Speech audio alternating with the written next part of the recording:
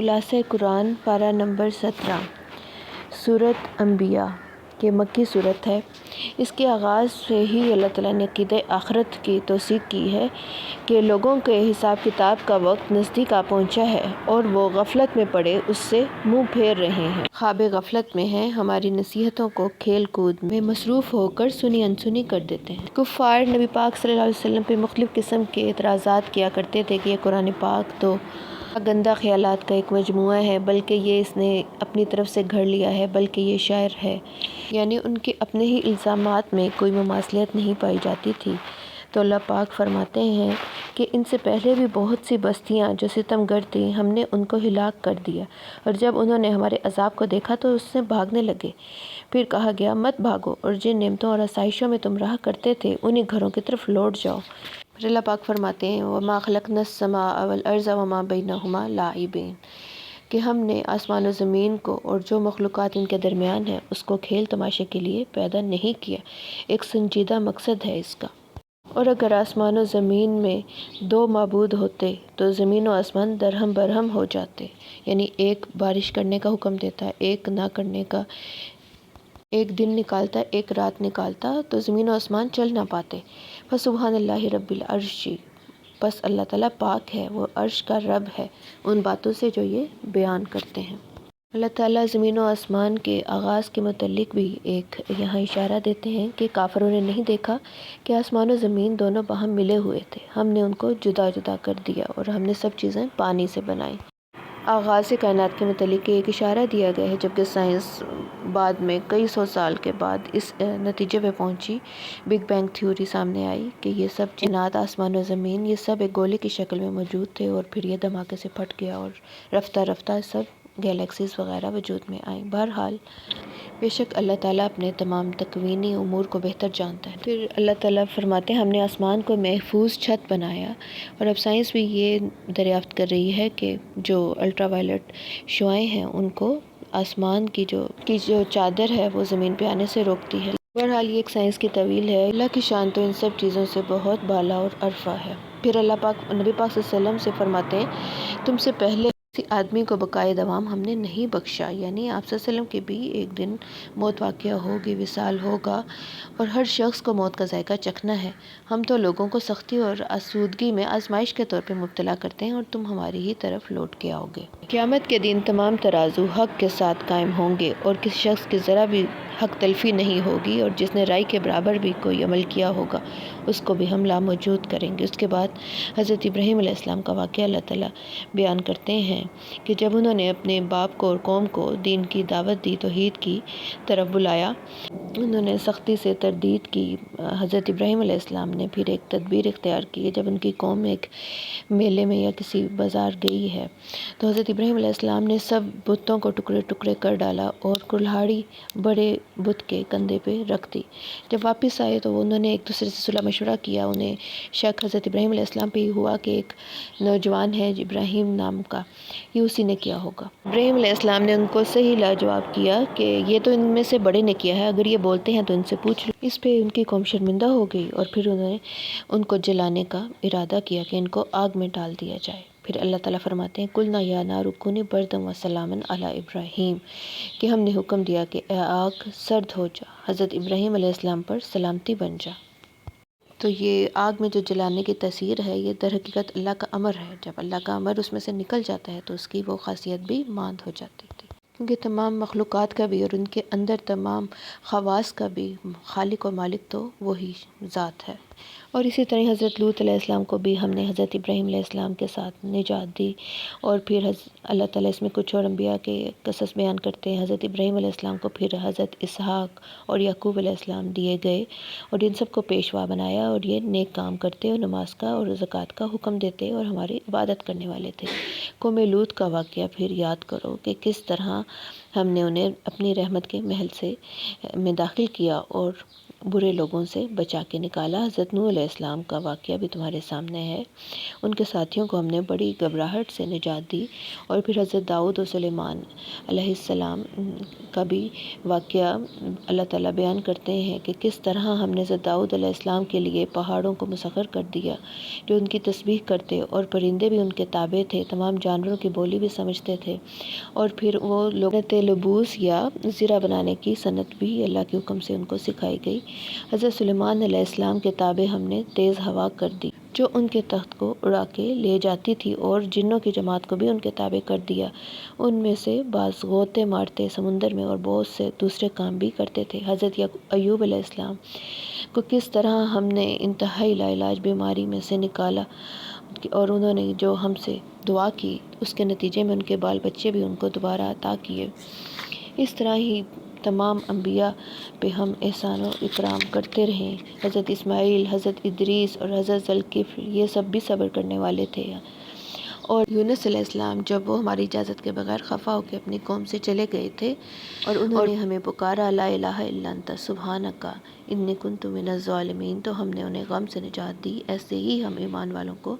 نجات دیا کرتے ہیں۔ حضرت زکریا علیہ السلام کو کس طرح ہم نے بڑھاپے میں اولاد دی جو انہوں نے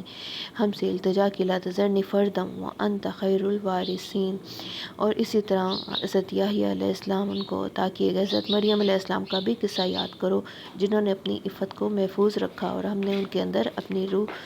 پھونکی اور اس طرح ان کے بیٹے کو اہل عالم کے لیے نشانی بنا دیا۔ قیامت کا احوال اللہ تعالیٰ بیان فرماتے ہیں کہ جہاں تک کہ یاجوج اور ماجوج کھول دیے جائیں گے اور ہمارا وعدہ سچا قیامت کا قریب آ جائے گا تو کافروں کی آنکھیں کھلی رہ جائیں گی اور وہ پچھتائیں گے، اور پھر ہم فرمائیں گے کہ بے شک تم اور تمہارے تمام معبود جن کی عبادت کرتے تھے دوزخ کا ایندھن ہوں گے، اور وہاں پہ ان کو چلانا ہوگا اور کچھ سن نہ سکیں گے اس کے سوا، جبکہ جو لوگ نیکی کرنے والے ہوں گے تو وہ تو جہنم کی آواز تک بھی نہ سن سکیں گے، اور وہ جنت میں ہر طرح کی عیش اور لطف میں ہمیشہ رہیں گے۔ قیامت کا مزید احوال اللہ تعالیٰ فرماتے ہیں کہ اس دن ہم آسمان کو ایسے لپیٹ دیں گے جیسے کہ ایک کاغذوں کا رجسٹر لپیٹ دیا جاتا ہے، یعنی کہ اتنا آسان ہے ہمارے لیے، جس طرح تمہیں پہلی دفعہ پیدا کیا اسی طرح دوبارہ کر دیں گے۔ پیغمبر نے کہا کہ اے میرے پروردگار حق کے ساتھ فیصلہ کر دے۔ آگے سورۃ حج شروع ہوتی ہے۔ آغاز میں ہی اللہ تعالیٰ نے قیامت سے ڈرایا ہے کہ لوگوں اپنے پروردگار سے ڈرو، قیامت کا زلزلہ ایک عظیم حادثہ ہوگا جس دن تم دیکھو گے تمام دودھ پلانے والی عورتیں اپنے بچوں کو بھول جائیں گی اور حمل والیوں کے حمل گر پڑیں گے، اور تمہیں ایسے محسوس ہوگا کہ لوگ نشے میں ہیں حالانکہ وہ اللہ کے عذاب کو دیکھ کے اس کی سختی کے مارے مدہوش ہو رہے ہوں گے۔ عقیدہ آخرت کا ہی اللہ تعالیٰ اس بات کرتے ہیں کہ اے لوگو تمہیں اگر مرنے کے بعد جی اٹھنے میں کچھ شک ہے تو یہ سوچو کہ جس نے تمہیں پہلی دفعہ پیدا کیا یعنی مٹی سے، پھر اس سے نطفہ بنا کر، پھر اس سے خون کا لوتھڑا بنایا، پھر اس سے بوٹی بنائی، اور جس کی بناوٹ کامل بھی ہوتی ہے اور ناقص بھی، تاکہ تم بھی اپنی خلقیت ظاہر کریں، پھر اسے ہم ایک مقررہ میعاد تک پیٹ میں ٹھہرائے رکھتے ہیں، پھر تمہیں بچہ بنا کر نکالتے ہیں، پھر تم جوانی کو پہنچتے ہو اور بعض بڑھاپے سے قبل مر جاتے ہیں اور بعض بڑھاپے کے بعد نہایت خراب عمر کی طرف لوٹائے جاتے ہیں، اور تاکہ کچھ جاننے کے بعد بالکل بے علم ہو جائیں، اور اسی طرح اس خشک پڑی ہوئی زمین کو ہم بارش برسا کے شاداب کر دیتے ہیں۔ یہ سب چیزیں دیکھنے کے بعد بھی تم ہماری قدرت پہ شک کرتے ہو کہ مٹی کو ہم نے کس مراحل سے گزار کے پھر دوبارہ مرنے کے بعد مٹی کر دیا، تو کیا اسے ہم دوبارہ قیامت کے دن کھڑا نہیں کر سکتے اٹھا کے؟ ذالک بان اللہ هو الحق، انہی قدرتوں سے ظاہر ہے کہ اللہ ہی قادر مطلق برحق ہے اور قیامت بھی آنے والی ہے۔ کافر بندے کی اللہ تعالیٰ مثال دیتے ہیں جو اللہ کی شان میں بغیر علم کے جھگڑتا ہے، وہ جھگڑالو ہوتا ہے اور متکبر، یہ تکبر سے اپنی گردن موڑ لیتا ہے تاکہ لوگوں کو اللہ کی راہ سے گمراہ کر دے۔ پھر ایسے مطلب پرست شخص کے بارے میں اللہ بیان کرتے ہیں کہ کچھ لوگ ایسے بھی ہیں کہ جو اللہ کی عبادت ایک کنارے پہ کھڑے ہو کے کرتے ہیں، اگر تو کوئی بھلائی یا فائدہ پہنچے تو مطمئن ہو جاتے ہیں، اگر کوئی آفت پڑے، کوئی ایسا مشکل حکم آ جائے تو منہ کے بل وہ لوٹ جاتے ہیں۔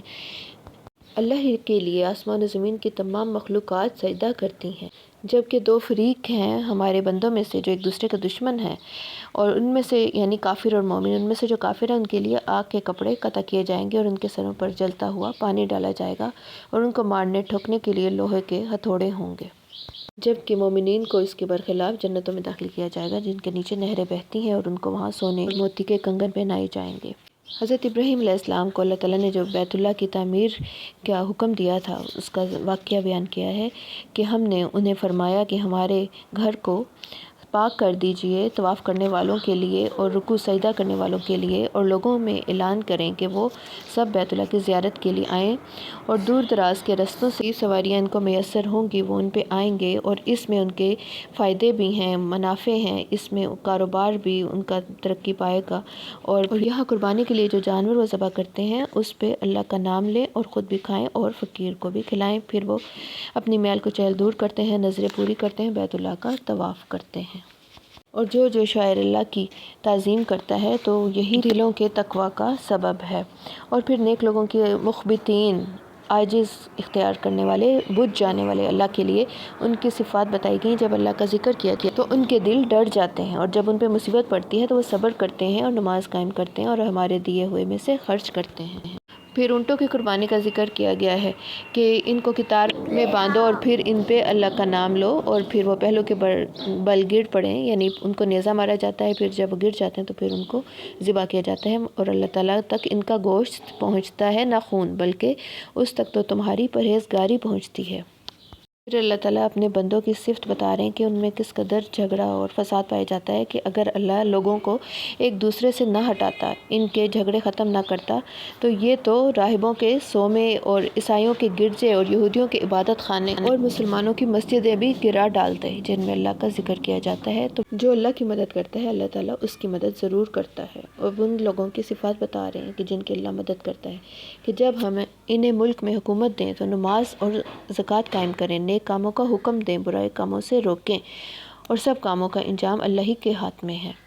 ان سے پہلے قوموں نے بھی جھٹلایا، ان کے حالات سے ہی کچھ سبق حاصل کرو۔ قوم عاد، سمود، قوم ابراہیم اور قوم لوط، اصحاب مدین، ان سب نے اللہ کی آیات کو جھٹلایا، اور بہت سی بستیاں جن کو ہم نے تباہ کر ڈالا، سو وہ نافرمان تھیں، وہ اپنی چھتوں پہ اب گری پڑی ہیں، اور بہت سے کنویں بیکار ہیں، بہت سے محل ویران پڑے ہیں۔ کیا انہوں نے ملک میں سیر نہیں کی؟ ایسا ہوتا تو ان کے دل ایسے ہوتے کہ وہ بات کو سمجھنے کے قابل ہوتے، اور کان ایسے ہوتے جو سن سکتے، آنکھیں دیکھ سکتے، لیکن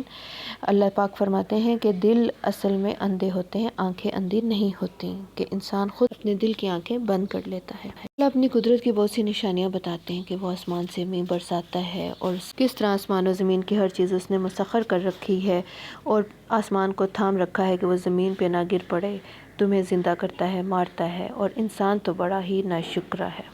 اللہ تعالیٰ کافروں کی نشانی بتاتے ہیں کہ جب ان کو ہماری آیات پڑھ کے سنائے تو ان کی شکل بگڑ جاتی ہے، اور واضح طور پہ ناخوشی ان کے چہروں سے دکھائی دیتی ہے۔ اس کے برخلاف اللہ تعالیٰ نے مومنین کے بارے میں کیا صفت بیان کی تھی کہ ترى اعینہم تفیض من الدمع، کہ ان کی آنکھوں سے آنسو نکل آتے ہیں جب وہ اللہ کا کلام سنتے ہیں۔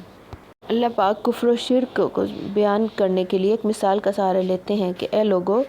ایک مکھی کی مثال سے ہی تم سبق سیکھ، کہ جن لوگوں کو تم اللہ کے سوا پکارتے ہو وہ ایک مکھی بھی بنا نہیں سکتے، اور مکھی ان سے کوئی چیز چھین لے تو وہ اسے چھڑا بھی نہیں سکتے، اتنے گئے گزرے ہیں۔ ما قدر اللہ حق قدری، لوگوں نے اللہ کی قدر نہیں کی جیسے کہ اس کی قدر کرنے کا حق تھا، بے شک اللہ زبردست اور غالب ہے۔ مزید اللہ تعالیٰ تلقین کر رہے ہیں کہ اے لوگو، اللہ کی راہ میں ایسے جہاد کرو جیسے کہ جہاد کرنے کا حق ہے، نماز قائم کرو، زکوٰۃ دو، اور اللہ کے دین کی رسی کو مضبوطی سے پکڑے رکھو، وہی تمہارا دوست ہے۔ وَمَوْلَاكُمْ فَنِعْمَ الْمَوْلَىٰ وَنِعْمَ النَّصِيرُ، اور کیا ہی خوب دوست اور مددگار ہے۔ واللہ اعلم بالصواب۔ ربنا تقبل منا انک انت السمیع العلیم وتب علینا انک انت التواب الرحیم وما علینا الا البلاغ۔